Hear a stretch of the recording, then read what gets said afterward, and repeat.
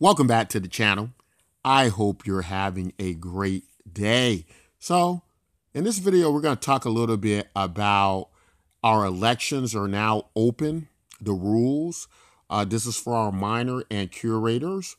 And if you don't know what the Bitcoin MYK project is, it is basically a cryptocurrency that kind of works like a Bitcoin overlay. If you were to think of something like the Lightning Network we use, a blockchain that is more efficient, you might think of it as a side chain to facilitate Bitcoin. But then it also has features that do some things that Bitcoin can't. It's a lot more deflationary than Bitcoin. Bitcoin holders can get it free. Basically, it kind of works like bomb token. Every time a transaction is done, there becomes less and less tokens, and the deflationary rate can go a lot further than Bitcoin. So quite the interesting product. The transactions are free and also fast. So you don't usually hear anything associated with Bitcoin with fast and free. And that is because we use the Steem blockchain. But what this is about is this is something that we've discovered in cryptocurrency that I think many of us haven't allowed ourselves to ask the questions about. And that is understanding more so the true nature of decentralization and what it means, and can we in a way really say that that's what's happening with our cryptocurrency project. So let's talk a little bit about that, and let's explain how these elections work, why they're important, and why I'm so proud of this idea of doing what I believe to be the first truest act in democracy on the blockchain. So let's look at the definition of decentralization. Let's kind of get some ideas of what it means, that we don't just throw these terms around loosely. So here's one definition I think that could kind of relate to what's going on with some of the general idea of it. The transfer of decision-making power and assignment of accountability and responsibility for results that is accompanied by delegation of commensurate authority to individuals, or to commensurate authority to individuals or units at all levels. Now, there is also another definition that I think works a lot better, that speaks about to move away power from a central authority, right?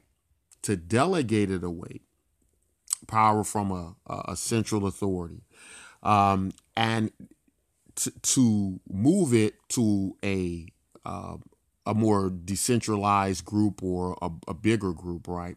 And then when it says to delegate away, right? When you get into delegates and delegation, what does that mean? Who's doing that? Because if you're going to delegate the power away from a central authority, then there has to be someone doing that, right? Some mechanism. But the problem is, who is that group and who selected that group? So the meaning of delegate, a person chosen or elected by a group to represent the group. A smaller group which represents a larger group, right? So that's kind of going back to, you have to delegate, and we see delegate and delegation time and time again in the idea of decentralization. Every time you look up the definition of decentralization, more than likely you see delegations, delegates, to delegate. But who are the people delegating, and how does this work exactly, and what does it mean? So it will move some to say, well, if you look at something like Bitcoin, right, it's happening with the miners, right? The miners, pretty much anybody could come in, or it used to be that anybody could come in, start mining Bitcoin, right, become part of a pool, and that decentralizes the network to a great degree. Now, the problem is, who elects the miners, right? What happens if the miners become too centralized? What happens if they become too corporatized? What happens if big corporations just buy up all the mining data centers? And that's kind of, in a sense, although not directly, what has happened. A lot of the big corporate mining data centers are still thriving Whereas the basically the smaller data centers, a lot of them had to go out of business, right? They had to stop mining Bitcoin. Also, it's going away from decentralization a lot as the technical aptitude is there for mining Bitcoin. But not only that, the cost of mining, right? These data centers, uh, you have to go in cold regions, so you got to travel. You got to open up facilities. You got to do a lot. I think that kind of pulls a lot away from the idea of decentralization. Issues and problems, I think that the Bitcoin MYK project has done a great job of addressing. So the Bitcoin MYK cryptocurrency project, which recognizes the importance of democracy on the blockchain, we have opted to have participatory elections to give our community the right to vote on who should be rewarded and receive tokens for their participation in the growth of our network. Unfortunately, we have recognized that many cryptocurrencies, even Bitcoin, don't allow this important act of democracy to take place. Our miner pools in many cryptocurrencies are controlled by centralized as well as corporatized entities that have in fact thrived while small mining data centers have had to go out of business. It's driven even products like Bitcoin to be heavily controlled by less than 5 mining pools, and nobody gets to decide who these miners are. This is not representative of anything to do with any idea of decentralization. It is with heavy hearts this discovery is made real to us. In our proof of participation model, we have discovered that in our simulated mining operation, nothing is more important than democracy. So in ideal, we wish to reward the miners the community sees fit to represent us by rewarding those miners and curators to our projects. And, we go on to discuss where you can find more information about the product, the white paper, a lot of interesting stuff happening with the Bitcoin MYK project. So the rules are simple. Community members now have the right to select over the next few weeks the miners and curators they believe should be rewarded for their participation and service to our community. Eligibility to vote is as follows. You have to subscribe to our group, and the group is available at bitcoinmyk.com in our group, on our Steam group, and it should be, that's an error right there. That shouldn't be our white paper. That should be our, our group. We'll correct it. Comment under this post to vote with the candidate name here. For example, you would just comment under the thread and say vote whoever the candidate is. And so here are qualifying candidates. It's number 1, Barsky, 2, E Constant, 3, E Constats, 3 or 4, Raymond Speaks, 5, Leonardo DeSlade, and I see the numbers are off here. Double Bear should be, let's see here, number 4.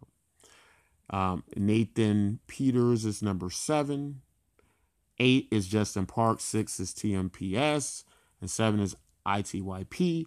And the curators are as follows. Iron Shield, Welch, David Dickyall,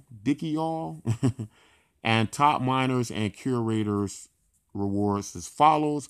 The first, the most voted of the miners is going to get 20,000 Bitcoin MYK tokens. Place 2, 15,000, 3, 10,000, 4, 5,000, 5, 4,000. Number 6, 3,000, 7, 1,000, 8, 500, 9, 250, 10, 100, 11, 50, 12, 25. 13 is going to get 10 Bitcoin MYK tokens. 78 Bitcoin MYK site affiliates were not included. They will be part of a new project that will be the first affiliate program that we wish to conduct that pays in both Steem-backed dollars and Bitcoin MYK for referring members to the Steem blockchain. So that's going to be pretty interesting. First affiliate program for the Steem blockchain. We're going to enter it on the Steem proposal system, see how it goes. But if it works, it's going to allow both the referrer and the referee to receive both Bitcoin and MYK Steem-backed dollars for joining the Steem blockchain. New miners and curators may enter any period until up to January 22nd. Any entries after that won't be counted. Any non-members subscribed to the group votes won't be counted. That just means you have to hit the subscribe button at the top of the group in order to be eligible to vote. Real easy. Make sure you have subscribed. Candidates, make sure to post and let the community know you like their vote. So just saying, if you want to campaign for this a little bit, you're a minor curator, you want to win the pot here, let people know that you're participating in this election so they can come over, subscribe, and vote on you. Self-voting is allowed. It means just like many elections, you are allowed to self-vote. You are allowed to cast a vote for yourself. You don't have to. You can cast it for someone else. But if you really want to win and you want to vote for yourself, hey, you're allowed to do that. You need at least one vote to claim any rewards, meaning if you have no votes, no participation, you're not going to receive anything. Candidates, make sure you hit the subscribe button to qualify for these elections. Right, so if you're a candidate, again, make sure you hit the subscribe. Vote. Look like people are already voting. Oh, excuse me. That was quick. I didn't see that before I did the video. So somebody's trying to win here. Excuse me. But this is what I believe to be our first act in democracy on the blockchain. What I've seen is similar situations like this where you are able to cast bigger votes based on how much stake you have on the network. Now, what is the problem with that idea? Well, it would basically mean that in any sense of the word democracy, the people with the most money would win the votes, right? Anytime you can control an election with money, we tend to have words for that. Ideas like plutocracy, right? Oligarchies and so on and so forth. These no sense of the word democracy or delegation is needed in that way. And so you can't really have, I believe, democracy in the truest form of the word, truest idea of it. But even in saying all that, even with our system here, it's not perfect, right? The biggest problem with account-based voting and trying to have a democratic system has been that you could have people who have many accounts, right? And they could try to game the system to some degree. And it may be difficult for us to detect some of these fake accounts. Now, of course, going back to no system is perfect. That's why I think in some situations you have to try several systems, and somewhere along the lines we find what works best for the community. What we do know is people who have the most money who cast votes don't represent a true democracy. It just means that you have more voice and more control based on how much money you have. And of course, any democracy with that issue has a problem. And we've already went over what problems we could face with account-based voting, right? But at this point in time, we're in the stages of blockchain technology where we're trying a variety of things. And since we've already tried several, why not try this?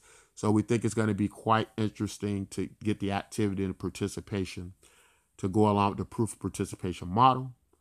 In this, what I believe to be closest act of democracy we're going to get to on the blockchain. So if you're watching this, if you're a cryptocurrency enthusiast and you want to participate in this historic event, come on over, give it a try, start voting on people. Well, you can look at their polls and kind of get an idea of what they've been doing with the group, look in their comment section, see who they've been curating. You can look at their minor reports. We'll try to drop some links for that as well. So pretty interesting stuff. So make sure to participate. If you have any questions about it, feel free to contact us on our website, bitcoinmyk.com, or Steem It blogs, here on our YouTube channel, whichever you prefer. But glad to bring you all that. As always, if you like content like this, don't forget to like, subscribe.